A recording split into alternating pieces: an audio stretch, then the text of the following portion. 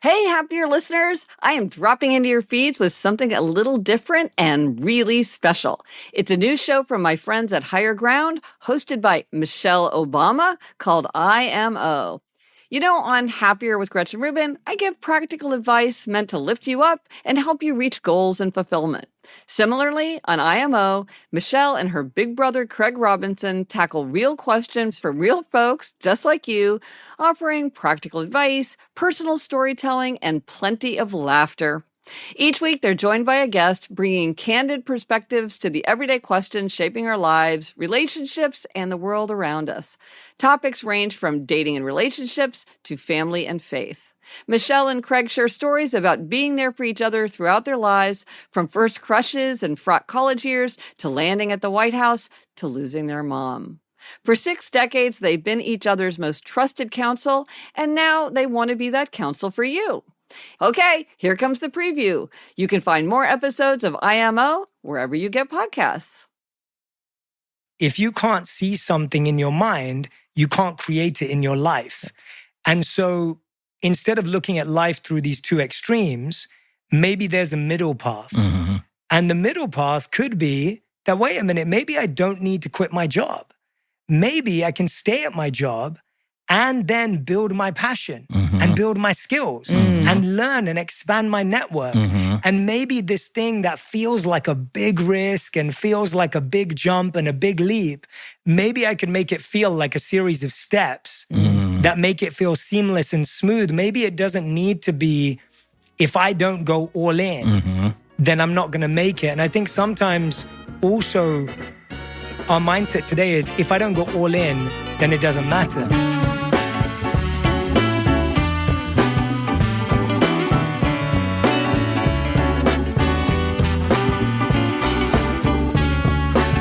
Well, it is great to see you. Hi, you. I missed not recording with you and spending time with you. Welcome to one of my favorite places to be. I know Martha's it is. Vineyard.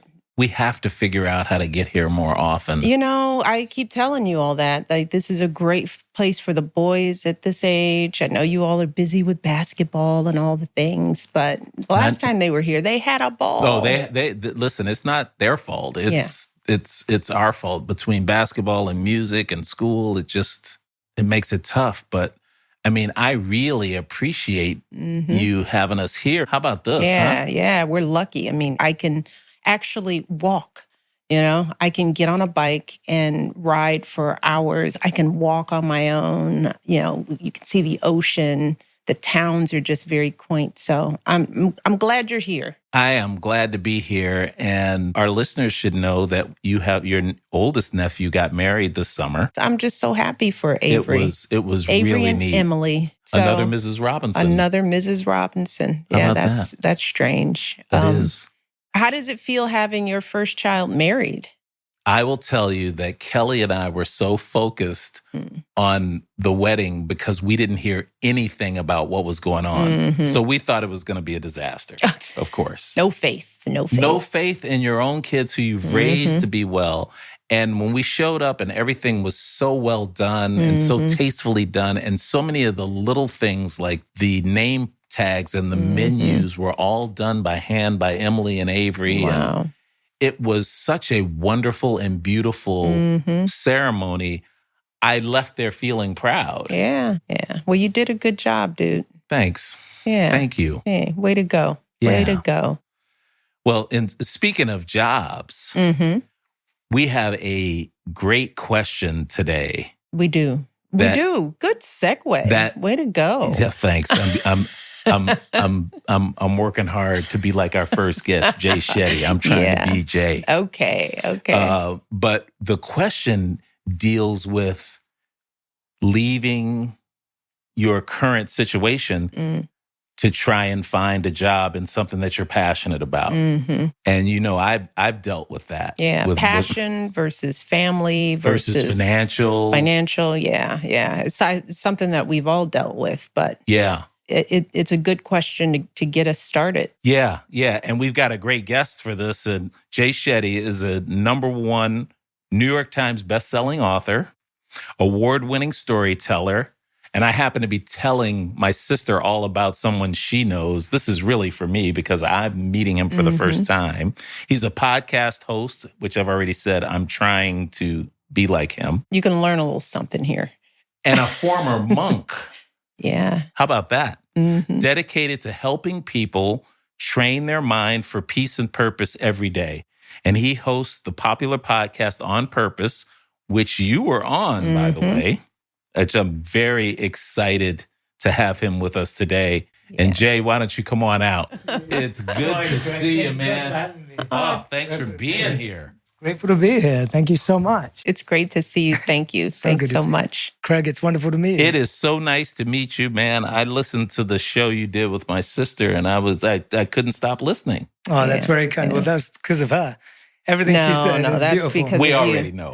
We already know. Jay, I'm just grateful that you're here. After our conversation, I don't know if you remembered, but I was like, I could talk to you forever. Well, let me tell you this. I've been thinking about what I wanted to talk to you about. And I know we have to get to this question, the question that we have from our listener. But I wanted to know, Jay, I'm sure you've been on a number of shows. I can imagine that people wanted to ask you about being a monk the most. But Is that true? That's true. You're right. That's 100% right. I did my research. What I want to ask you about is, what have you been asked about in your experience the least, and how has that informed who you are as a person now? Wow, that's a great question. That's a great question. Like I said, I'm trying to be you. I'm trying to be you. Well, you're doing better than me right now. You've stumped me already. The thing I'm asked about least probably is my family. And the fact that you're both doing this together just shows how important family is and how much it shapes us and how much it molds us. And I would say my family experiences are a huge part of why I do what I do today. Yeah. And I've never spoken about this before, but I have a really beautiful relationship with both my mother and father. But I mediated their relationship ever since I was a young boy. Wow. And so I found myself at 10 years old, sitting with them individually, listening to them, trying to understand them, giving them a shoulder to rest on, to feel seen, heard, and understood. Wow. And I feel that all the work I try and do today to try and help and serve the people online or wherever it be through my books or my podcast comes from, I feel I've just played that role my whole life. I remember doing it for my parents and recognizing that they were both beautiful, wonderful people, but had their differences. To be able to recognize that at an early age, I think has allowed me to not have this divided thinking of it's one or the other. I'm just picturing 10-year-old Jay sitting down between mom and dad. Okay, now tell me what you're thinking here and what did you mean? But kids do find themselves with the level of sort of precocious empathy. You know, oftentimes kids do become the mediators in the family, and that you were 10 years old doing that. And I would venture to say that there are more people who were in your position who turned out a mess because they were refereeing their parents. I mean, I think you gotta feel pretty good about where you are given the position you were in. I would like to think that I took good notes and that helped a lot of what to do, what not to do. Yeah. And I think I'll be happy and satisfied if I figure out how we can help more people get to that. I think that's the hard part. And yeah, that's why I wanted you here. The reason we're doing these conversations is to talk, you know, to talk through things with people, to talk through things in person, you know, with us here, hopefully shedding some light, giving people tools and, you know, some kind of direction, because everyone is looking just for a little bit of direction. Yes. It's like, how did you get here? How did you not mess that up? And as you know, we don't have the answers, but oftentimes it's just the conversation that people find helpful. That actually leads to our question from our listener, Adrian. Hi, Michelle and Craig. My name is Adrian, and I'm a 38-year-old man who works in tech.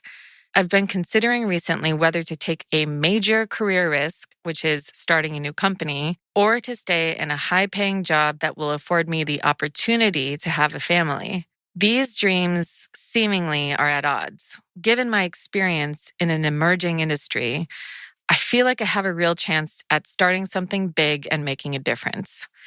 In the long run, I think it will pay off, but it will require years of hard work, long hours, and financial instability. Not the best circumstances for having a family. The alternative is putting my career dreams on the back burner and prioritizing financial security so that I can support a family in the future at some unknown time. I'm currently single, but I'm also serious about settling down when I do meet the right person. At my age, and knowing I do want a family one day, how should I approach this decision? Should I prioritize my career dreams or financial stability and starting a family earlier in life? Thanks, Adrian. Sounds like a familiar dilemma, the first thing I think about is how I wasn't a risk taker. I think because of the stability that we had in our family, I thought that was the way you led a life, that things were linear, If you did the right things, if you checked certain boxes, that you were winning in life. And as a result, I think my view of what life could be was way too narrow. But I was off on that path, not really thinking about anything but checking the boxes. So I did what I was supposed to do. I went to grammar school, got great grades, went to the best high school I could go to, got great grades, applied to an Ivy League school, got in, did well. Never asking myself why. What do I care about? After graduating from Princeton, went to Harvard. Why? Because I got in. And I thought, well, maybe I want to be a lawyer, but it seems like it's a very linear thing. And it wasn't until I was practicing law that life hit me in a certain way and I started to think about my why. And that sort of made me stop and think, wow, I've been kind of stuck on this path that isn't even mine, thinking that what was important was a good job, the right salary, the right school, that there were like these answers, and none of it had to do with happiness. So when I think of Adrian's question, I think he's got a narrow way of thinking about what a happy life can and should look like. And so my first thing for Adrian is to think about why does he think that? Why does he think his choices are either or, that I can either have a family or I can have a career, or if I'm going to have a family, then I have to have a certain set of things. I think a lot of young people, a lot of people in general, because of their narrow view of what's possible, they find themselves limiting what life could look like. And I always challenge young people now to first think about your why. Don't think about the what. Don't worry about numbers and titles, because you can have all that. And I've seen people have it all and they're still not happy. Right. He could have a big, high-paying job, a great career. Maybe he decides to get married, have kids, but then he'll have no time for them. And then he'll be disgruntled about that. Sounds familiar. Sounds familiar. Stop checking boxes, first of all, and start thinking a little bit bigger about what a happy life can look like. That's a good place to start. Jay, what are your thoughts? Yeah, I'd have to agree. I think everything that Michelle just said, I think really summarizes the challenge. And he used a line that said, seemingly at odds. And I think that's exactly what it is. It's like we live in this world now where it's either or. Like I can either have success and ambition, or I can have love and relationships. Right. I can have an amazing family and home, or I can have an amazing career. And what's fascinating about it is that it's actually a block in the mind. And I feel like if you can't see something in your mind, you can't create it in your life. And so instead of looking at life through these two extremes, maybe there's a middle path. And the middle path could be that, wait a minute, maybe I don't need to quit my job. Maybe I can stay at my job and then build my passion and build my skills and learn and expand my network. And maybe this thing that feels like a big risk and feels like a big jump and a big leap, maybe I can make it feel like a series of steps that make it feel seamless and smooth. Maybe it doesn't need to be, if I don't go all in, then I'm not going to make it. And I think sometimes also our mindset today is, if I don't go all in, then it doesn't matter. But then if you don't go all in, you're just all out. You never try. You never gave it a go. Yeah. And I think also the perception of thinking that if I have a family, it means I can't take risk. Going back to your point of the why, Michelle, I feel like a lot of us don't realize that maybe the partner you're going to be with is going to be attracted to your ambition. Maybe they'll be attracted to the fact you want to take a risk. Maybe when you're honest with them about who you are, they'll say, you got to go for your dreams. I don't want to be with someone who's settled. And so I think you can't preempt that. It all depends who you attract and who you choose. So your refereeing relationship ability is coming to light here, because he's not even in a relationship yet. Exactly. And he's determining that his partner wants one thing or the other. Why do we think the norm is either make a whole lot of money or be happy? Why can't you do both? I think there's a feeling we have that if I do one thing, then I'll do it perfectly. And so that perfectionist mindset, we feel, well, if I just focused at home, I'd build a perfect home. Or if I focused on my career, then I'd build a perfect career. And the truth is, we're going to do both imperfectly, whether you gave them 100% attention or 50-50. Yeah, that's a great point. And I think what I hear in Adrian, and I empathize with it, I genuinely do, is we're all struggling to give ourselves permission to make mistakes on both. Yeah. And there's this feeling today that I have to get it 100% right. And the truth is, we're going to fumble and we're going to fall. And maybe one day I'm not going to be the best at work. And maybe I am going to say something to my wife that I regret and I want to take back. And maybe I'm not going to be present at every recital. And maybe, and that's the reality. And I think we've stopped looking at life as this real, honest, transparent, flawed-filled dance. And we almost want it to be like, well, if I devote my life to this, then I will be able to eliminate all forms of trauma, pain, and stress. And I just don't think it's real. So I think we're seeking that permission. I think that we're looking for someone to say, it's okay. I think it's incumbent upon us as adults and people with platforms to talk a lot about the fail. Just to own up to the fact that, as you said, Jay, life is full of getting a whole lot of stuff wrong. We will get more things wrong than we will get right. And we've all done it. And we're all okay in the end. I have had 4 or 5 different careers. I would want Adrian to understand. It's like few people pick a career at the age of 10 or 12 or 15 or 21 and stick with it forever. I want to know, why aren't you dating? I mean, what are you doing? You're almost 40 years old. Is that all you're doing is working? And how are you going to ready yourself for a partner? Do you think that building a business is the only thing that's going to be required of finding a good mate? And let me just help Adrian out here, and feel free to jump in here, Jay. Because Adrian's probably thinking, I am 38 years old and I don't have somebody. Is it because I don't have enough money? Or is it because I don't have this thriving career? And it begs the question that I have for a lot of these women out here.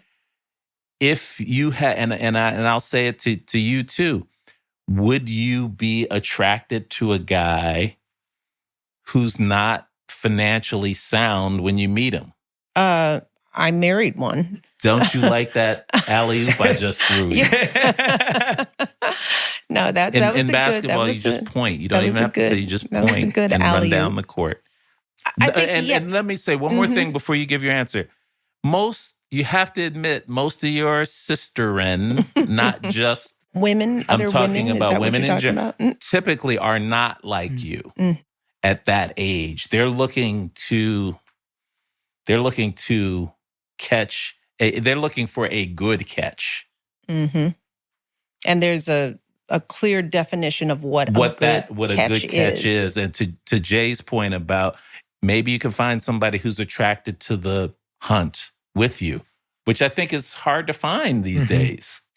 If you disagree, feel free. I mean, I think you make a good point, and I think we can't generalize across the board for women. And I think women are also confused about what they want and what they should be looking for in a mate. I have a lot of friends who will ding a guy because, he doesn't have a college degree. So there are a lot of people who aren't looking deep enough. They aren't thinking broadly enough about what makes for a good partner. And instead, we all just look at the superficial things. The first question we ask if we're on a blind date, so tell me, what do you do? Just starting with that question, arguably could put somebody on the defensive, because what are you looking for? Why is it the first place that we start? Are we trying to get some idea of how much money they make? And that definitely happens. And I think on the flip side with men, sometimes I think they're maybe a little bit too visual. I think there are a lot of women who are open to a lot of different kind of men and a lot of different kind of lifestyles. Women want a partner. They want to feel loved. They want to feel desired. They want to feel chosen. And I think a lot of women, I would tell Adrienne, if you're just straightforward with who you are, you're going to find a mate. You're going to find somebody that wants to go on that journey with you and will be excited about it. And it might make taking the risks a little easier because you're not doing them alone. I left my corporate firm when I met Barack, and I had somebody who was like, I got your back. The risk you think you're taking, they're not that crazy. And I'm here to help you. That's when I said, I would rather have that in a partner than a higher income. I'd rather have somebody who was ready to do some hard things with me. But that meant I also had to be ready to do some hard things with him. I just think we shouldn't assume. You just got to kind of get out there and meet people and come to people with your truth and then let them decide. But I feel like Adrienne may be just too afraid. He's making some assumptions without even testing the waters, that there is a partner out there for him that will embrace everything that he wants to be. And it could make the ride a lot more fun and easy than it would be doing it alone. Mm. So I don't know if that answers your question. No, that answers it. And I'm going to ask Jay to referee again. So no, I was listening to you, Michelle, and just relating in our own unique and different way to so much of what you said. When I met my wife, I just left the monastery and I was in debt. I didn't have a job. And even though I was a first-class honors degree graduate, I couldn't get a job because, surprise, surprise, no one wanted to hire a former monk. And why not? So it was like, what are your transferable skills? Like sitting still and being silent? Like, we don't need that. But it wasn't valued. Like, I remember I wouldn't even get a job interview, actually. Wow. I was applying online and I wouldn't even get invited to the next stage. Yeah. It was quite hard on my own self-worth, and I was starting to date this girl at the time who's now my wife. How old were you? I was 25, going on 26. Wow. And so I was younger than Adrienne, so I understand that there's a difference there. But there was a part of me that just thinking, will I ever get a job? Like, who's ever going to give me a shot? And I'm so grateful to my wife for, sticking through all of that with me and navigating it with me and never, ever making me feel pressure. I think that's what I'd give her credit for, is I've never felt pressure from her for a certain type of lifestyle, a certain set of things, even today. And I think that's what allowed me to take more risks. It's what allowed me to dream bigger. It's what allowed me to try new things and fail and go backwards and forwards. And for Adrienne, I would encourage him, like I think we all are, of be honest about who you are, be transparent about what you want. And if you're not out there meeting people and having these conversations, you're going to assume that everyone wants you to be set up, steady, and stable, rather than ambitious, dreaming, and navigating what that looks like. And so one of the things I think would be helpful for him is to start meeting people, is to start dating, and also talk to friends who are in those environments. Talk to his friends who are entrepreneurs, who have left the world of work. Talk to them about who's friends with their circles, who's connected, because you're also going to find them in similar spaces. Yeah. It's going to be more likely that one of your friends says, oh yeah, I just met this person. They're also trying to be an entrepreneur. They also want to be with someone who's figuring it out. And I think that culture today is growing compared to when you met or when we met. I feel like the culture today of people building interesting lives together is spreading further. Did you meet your wife in the wild or did you meet her online? Is that what it's called? Like It's normal, in the wild. I love it. Wow. I love it. I'm taking that. I'm using that forever. Based on that, it would be in the wild. You met her in the wild. Yes. And you met Barack in the wild. Yeah, because there wasn't any. there wasn't- We're old. No so wild place to Yeah, love there it. was. Yeah, It was it was only all wild back then. But so, you know, I'm interested in knowing how Adrian is meeting people. Because I agree with you. You got to get out there and open yourself up to failure on a relationship side to find that right person. And I think it feels like in this day and age, to your point, people are living more alone and being comfortable with being alone and doing things a certain way and don't venture out into the wild. And you might step in some dog mess every now and then, and you clean your shoe off. You can't be like me and throw your shoe away when you step in some dog food. But the thing, you know, I want Adrian to think about the power of building something with someone. You know, because I also worry that, you know, Adrian's on this path. He's going to have the perfect everything, will have bought the house. And he might get suspicious of bringing someone into that who hasn't been part of the climb. You know, I think in my marriage, we're stronger because we've been through a hard climb together. I mean, we've seen it all. I loved my husband way before there was any idea he might be president of the United States. In fact, if I thought that, I probably wouldn't have married him.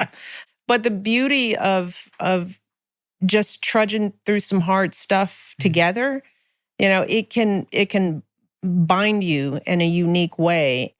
I don't want Adrian to rob himself of having a good partner along that journey, because he could achieve all that, meet some woman, and then he'll wonder, well, do you love me just because I've got the house and the nice job? I mean, so back to the point of there isn't really one right answer. I mean, he could do all of that and then grow suspicious of somebody who's just glomming on, you know, rather than knowing that somebody is marrying him for him. Yes. You know, and then he might find himself trapped in sustaining something that he might not even enjoy, but he's married a person who married him because he does have a big bank account and a big house and has created this financial stability.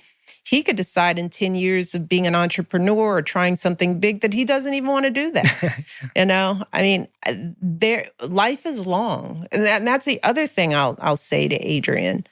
Life is long. You know, he might be interested in this big job now or being an entrepreneur, but in 10 or 20 years, he may want to do something else. You know, he may have kids and decide like you did. I mean, and Craig, you should tell your story about your transition, because I will joke that we stopped checking boxes sort of at the same time in our lives.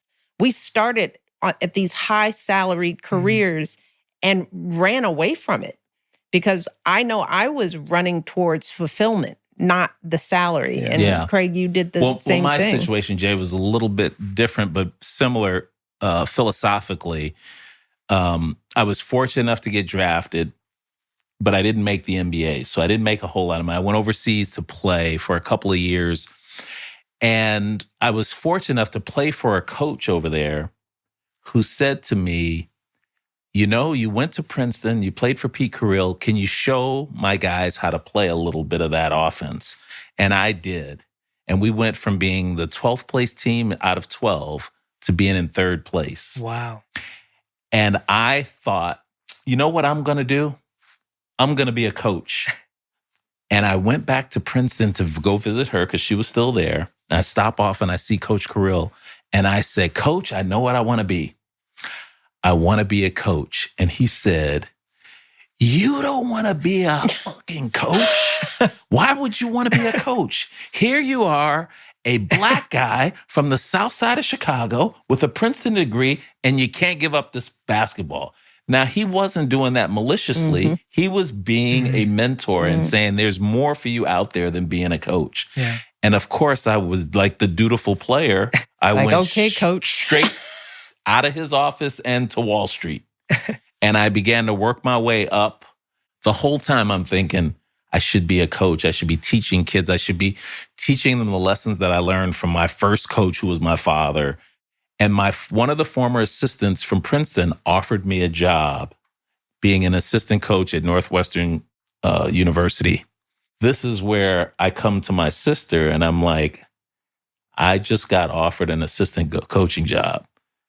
But I go from making what a trader makes to making about $45,000 a year. And I'm going through a divorce. I've got 2 kids, 4 and 8. And I'm trying to figure out, should I make this move? And that was when you said, what did the kids say? And I was like, I haven't told them yet. And she's like, you should talk to them. At least you'll know where they stand. And so I put this decision basically in the hands of an 8-year-old and a 4-year-old. And I said, Daddy's getting a new job.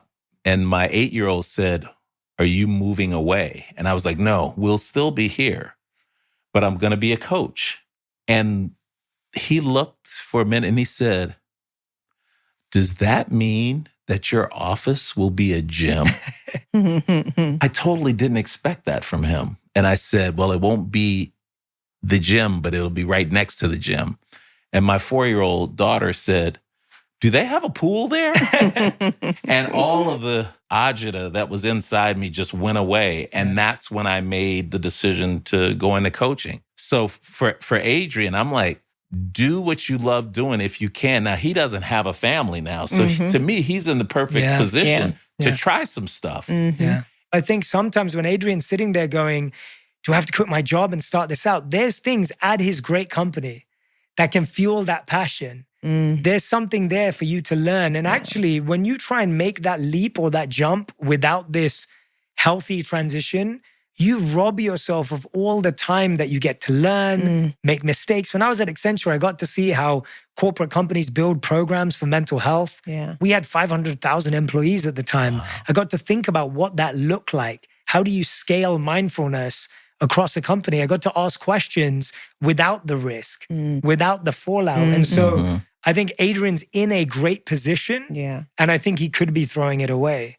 And I would encourage him to first fall in love with where you are. Make work meaningful. I think it's okay to want to change where you work. But first, make your work meaningful wherever you are. Yeah. Yeah. How do we change that? I know you're doing what you can. You're talking about it. You're having some quality people on your show. And to Mish, your point, we want to just be able to help folks like Adrian understand that you're going to get a lot of messages from a lot of different places. Here's what we think is the healthiest way to go about it. I think it has to be top down and bottom up. And so I was speaking to a client of mine a few years ago who's a CEO at a large company, and we'd worked on some really tough stuff with him. And then I'd said to him that the next stage of his growth was for him to share what he'd been through with his team. And he said to me, he said, Jay, I can't share it. And I said, what do you mean? And he said, well, if I share it, I'm going to appear weak. Lose my leadership. I'm going to lose I'm going to lose the clout and the authority I have. And I said to him, I said, you sharing your weakness makes you strong. Like you being able to tell them, I went through this, I found help, and I've come out the other side is the narrative we need to hear. So I think one of the biggest challenges for men today specifically is leadership position men either not making the space, not having the time. Maybe they were never given the opportunity. And I think that's what I see the most compassionately and empathetically is most people who don't give people the opportunity are people who weren't given the opportunity themselves. And so I think the best thing we can all do is turn to both men and women in our lives and all genders in our lives and just look at someone and say, what are you going through? Where's that space for leaders openly share. And I'm thankful that people have come on the podcast and shared those stories. I remember, Michelle, you were talking about your kitchen table being the place of stories. Yeah. It's like, this has to happen in informal settings, not just on TV. I think it's important, but it needs to happen everywhere. And then bottom up too, I think that a lot of us today are really scared of asking for help when we're going through a tough time. We're scared of even asking our parents. Yeah. We're scared of asking our friends. We're scared of asking our brothers and sisters because we're scared that our problems aren't big enough, they're not real enough, that they're not valid enough.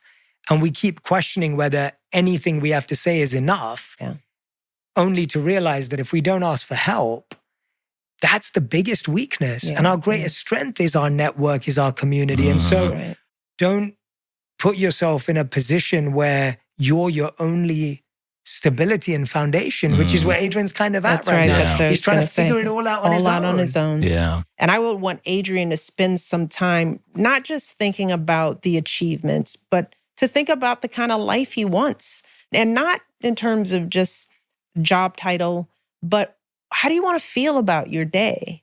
You know, is it going to be enough for you to, have a big bank account and work all hours and never see or have time for the people that you love? If you have kids, do you want to spend a lot of time with them? Would that bring you joy? Do you want to go to their games? Is that something that you care about? I would want Adrian, and I think I would want all men to do a little more of that soft soul searching, that it's okay to identify and nurture those real, true feelings. It's like, who are you? And it's okay if you're not a hard driving, competitive mogul. That's okay. We don't need all of that in the world. In fact, I think we have too many men striving for one kind of leadership. We need a broader cross-section of men in the world. So who are you, Adrian, deep down? And then work to build the life based on that truth. And that may require a little counseling. It's definitely going to require him to talk to more people, to find some community, his kitchen table, and to actually have conversations, people who know him and can say, Adrian, man, you're really not that dude. People who can look you in the eye and say, like I did with my brother, you really love coaching, and you'd be a great coach. So go coach. We got your back. But if he never taps into that and doesn't learn how to share some of this agita, he'll be struggling alone for a long time. But we need to train ourselves. Yeah. Speaking as men, we're not as good at being empathetic. We're locker room guys, right? And as soon as you're vulnerable in the locker room, you get attacked. And sometimes it's in a humorous way, but it's an attack. We need more people like the Jays of the world, like me, like all of us who understand this issue to be out in the world doing it at the kitchen table level, to your point. So with that, we've talked about a lot of things. I would love to hear what you would think a few takeaways for Adrian based on our discussion. Yeah, I think what Adrian needs is practical advice is, how can you look at this differently? How is there not only two choices? We've all said this today. What's that third choice? What's the middle path? What's that version that puts them together as opposed to separates them apart? And so I think that's the most practical advice for Adrian is, let's approach this through a new lens where we're now not looking at it in a divided way and wanting a harmonious life. That's not going to happen. Yeah. The second practical advice I'd say to him is, stop trying to predict, project, and assume everything. There's this feeling, and we all do this, we plan, project, and predict the partner we're going to meet, how a profession's going to go, how things are going to be. And I think both of you would say, having lived life more than I have, it rarely goes to plan. Like it pivots so often. And so be open to the pivot. I think we place so much emphasis on making the perfect decision that we sometimes don't even ever make one. And so I think be active. Start that company on the side. Get out there and date. stay at the company and keep doing well, start putting things into practice, and then pivot rather than trying to theorize perfectly in your mind how everything's going to play out. Terrific. Anything else to add to your? Just to emphasize that a happy life looks very different than what we think it looks like. Once I stopped checking boxes and started thinking about who I wanted to be in the world, not what I wanted to be, not only that, I realized that there's so many ways to be happy. I mean, maybe Adrian will decide that he doesn't want to get married at all. He may decide to have a partner and not have kids. He may fall in love with a partner who doesn't believe in marriage. I mean, life be lifin'. That's the other saying I like that my kids say. Life just be lifin'. And be open to it. There is no perfect way to be. Every way of being is good. And if you're showing up in the world as a good human, kind, trying to do the right thing, that's what a good life is, as far as I'm concerned. And I can't add to either one of those. The only thing I will say to Adrian is, don't be afraid to be an old dad. Okay. Yeah. And be in our ODC, which is the Old Dads Club, because those kids will keep you young. And you had your second set of kids. How old were you? So I was, I don't know how to think that way. I just know that Austin is 14 and I'm 62. So I was 48. Okay. Yeah. Wow. Yeah. Right? Does that add That's it up? inspiring for me too. 48. I'm not a dad yet, and I think about that often. So I'm going to be hopefully joining the ODC. Yeah, listen, and you see, you got your hair now. Just wait, that stuff is gone once you have kids. No, but I listen. This was Adrian. I hope this was helpful for you. But Jay, I want to thank you for being on, man. It just is an absolute treat for us. Isn't he amazing? He's just amazing.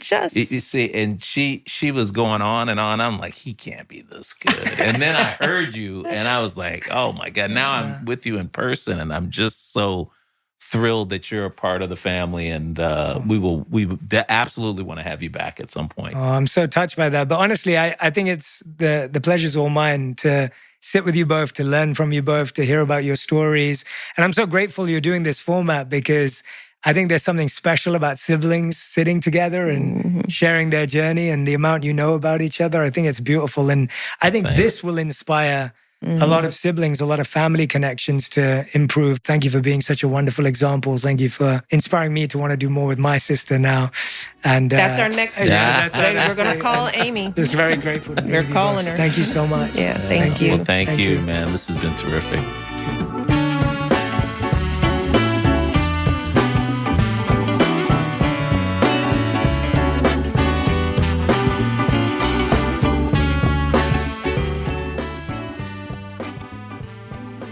That was a preview of IMO with Michelle Obama and Craig Robinson. You can find more episodes wherever you get podcasts.